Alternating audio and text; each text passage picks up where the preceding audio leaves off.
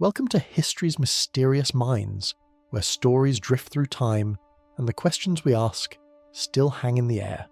Tonight, we follow the trail of a woman who reached for the skies, a pioneer, a dreamer, and a name wrapped in wonder.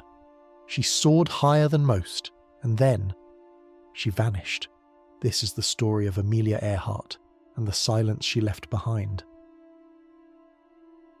In the heartland of America, in the town of Atchison, Kansas, a young girl was born in the summer of 1897. Her name was Amelia Mary Earhart. She didn't care much for dresses or dolls. She preferred climbing trees, exploring outdoors, and building makeshift ramps with her sister. Long before she ever stepped into a cockpit, Amelia was chasing something bigger. She called it a Kansas beginning, but her dreams went far beyond the open fields. She kept a scrapbook filled with newspaper clippings, all of them about women doing things people said women couldn't do. Doctors, scientists, athletes. Her spirit was restless, and her path was already unfolding, even if she didn't know it yet. Years later, in 1920, on a bright day in Long Beach, California, Amelia experienced her first flight. For just $10, she climbed into the passenger seat of a small biplane. As the plane lifted off, her world shifted. The roar of the engine, the wind rushing past, it wasn't just thrilling, it was awakening. She said later, "As soon as we left the ground, I knew I had to fly." That brief moment in the sky changed the course of her life. It wasn't about adventure anymore, it was about calling. From that moment on, the ground would never be enough for Amelia Earhart. Once she knew she belonged in the sky, Amelia got to work. She saved every dollar, took odd jobs, even worked as a truck driver, anything to afford lessons. And when she found an instructor, she chose one who reflected her own strength, Nita Snook, a woman pilot. Amelia's time learning to fly was not easy. She trained in harsh conditions, wore a leather jacket she slept in to make it look worn, and pushed herself with relentless determination. In 1923, after countless hours in the cockpit, she earned her pilot's license. She became the 16th woman in the world to do so, and she was just getting started. With her slim build, tousled hair, and confident stride, the press quickly dubbed her the Lady Lindy, comparing her to Charles Lindbergh, who had just made his own mark in aviation. But Amelia wasn't comfortable with the comparison. She respected Lindbergh, but she wasn't imitating anyone. The Lady Lindy had her own reasons for flying. It wasn't about fame, it was about possibility, about what could be done, and who could do it. Her flights were statements, quiet but bold, and they challenged the world to rethink what women were capable of. In 1928, Amelia got a call that would change everything. She was invited to join a transatlantic flight, not as a pilot but as a passenger. Though she didn't fly the plane, she made history as the first woman to cross the Atlantic by air. That flight, across the Atlantic, earned her instant fame. Reporters followed her every move. She wrote a book, met the president, and toured the country. Still, Amelia wasn't satisfied. She called herself just baggage. She wanted to be in command, and soon she would be. Overnight, Amelia Earhart became a household name. She appeared in advertisements, gave lectures, and inspired a generation. But fame didn't distract her. Instead, she used it to promote aviation, especially for women, and to show the world that courage had no gender. In those years of fame and focus, Amelia became more than a pilot. She became a symbol. But beneath the headlines and the headlines, she remained a private, driven woman, always looking toward her next challenge. In 1932, Amelia did what few dared. She flew solo across the Atlantic Ocean. The journey was harrowing, the weather was brutal, her plane iced over, she battled fatigue, lightning, and near-zero visibility. Still, she pressed on. When she landed in Ireland after 14 hours in the sky, she had done it. A solo Atlantic flight, the first by a woman. She proved once again that the impossible was only temporary. After that, Amelia kept climbing. She flew from Hawaii to California, the first solo flight of its kind. She soared from Mexico City to New Jersey. With every trip, she was breaking boundaries, testing limits, and adding to her long list of achievements. Those were her years of records in the sky, moments not just of personal triumph, but of public inspiration. Every mile she flew gave others permission to dream. Between flights, Amelia filled auditoriums. She didn't speak like a celebrity, she spoke like a teacher, a friend, a challenger of old ideas. In her talks, she emphasized bravery, curiosity, and persistence. Her life of lectures reached audiences across the country. She reminded people that fear was natural, but it shouldn't decide your future. Her words echoed, especially for young girls who saw in her something rare, proof that the sky belonged to them too. In 1931, Amelia married George Putnam, a publisher who had helped organise her early flights. But Amelia insisted on keeping her independence. She called marriage a partnership with dual controls, a nod to the two control systems in an aircraft cockpit. Their union, known simply as the marriage, was unconventional, but it worked. George supported her missions and she remained true to her values.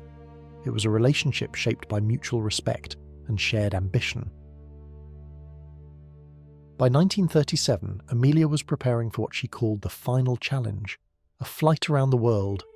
Not the first attempt ever, but the longest and most ambitious, over 29,000 miles, along the equator. With every mile, she wanted to show the progress of flight and the endurance of the human spirit.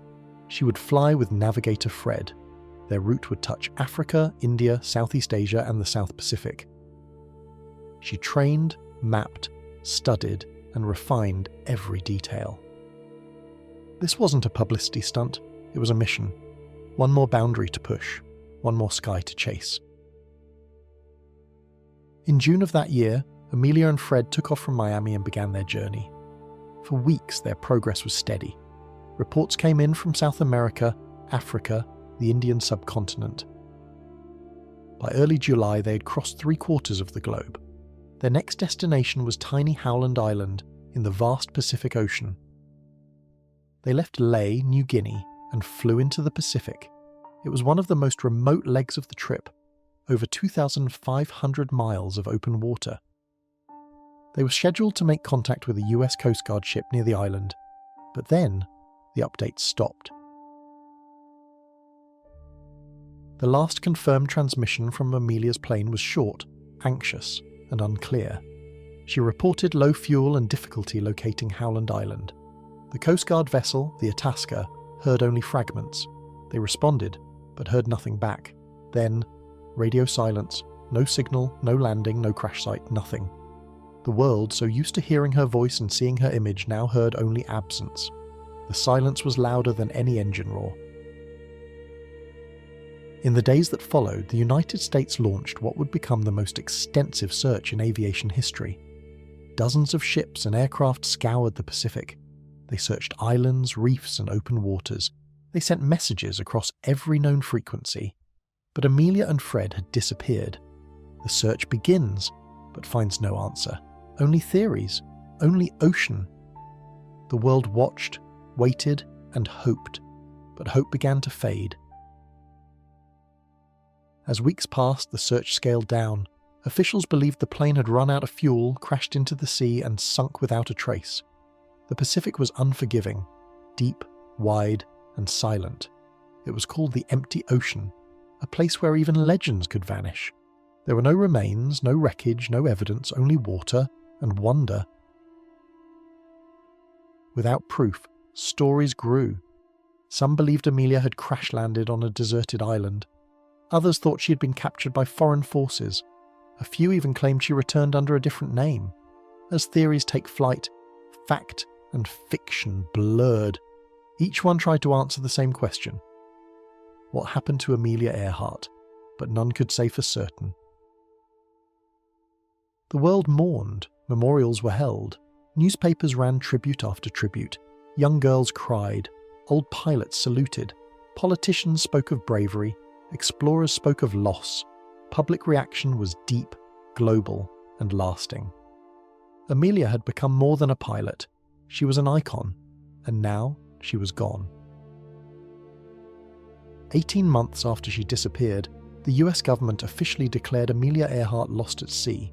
No ceremony, no closure, just a formal end to a story with no ending. In the archives, it's known as declared lost, but in the hearts of millions, she was still flying. In the years that followed, Amelia became more than memory. She became myth. Her image appeared in books, films, coins, and classrooms. Her words were quoted, her courage studied, her mystery explored, because a symbol endures. She represented fearlessness, ambition, curiosity, and the quiet strength of someone who never asked permission to chase the sky. Some believe the world has yet to catch up with her, that Amelia Earhart's story was always ahead of its time, and maybe that's true. The unfinished journey isn't just about where her plane landed, it's about where her story still leads us, into questions, into possibilities, into wonder. Planes now cross the Pacific daily. Satellites map every inch. Technology has grown. But somewhere, in all that open air, her name lingers, because the sky remembers. It holds her story like a whisper, like a trail only some can see. At her core, Amelia Earhart was never just a flyer. She was a woman who dared to dream, dared to act, dared to disappear, chasing the horizon. Her life, and her loss, ask something of us. To be brave, to be curious, to take the leap, even if no one has before. Thank you for joining me on this flight through one of history's most mysterious stories. If Amelia's story moved you, please subscribe, leave a review, or share this with someone who still looks to the skies. And if you have a mystery of your own, send it in. We're always listening. Until next time, stay bold, stay curious, and remember, some disappearances leave behind more than questions. They leave behind a legacy.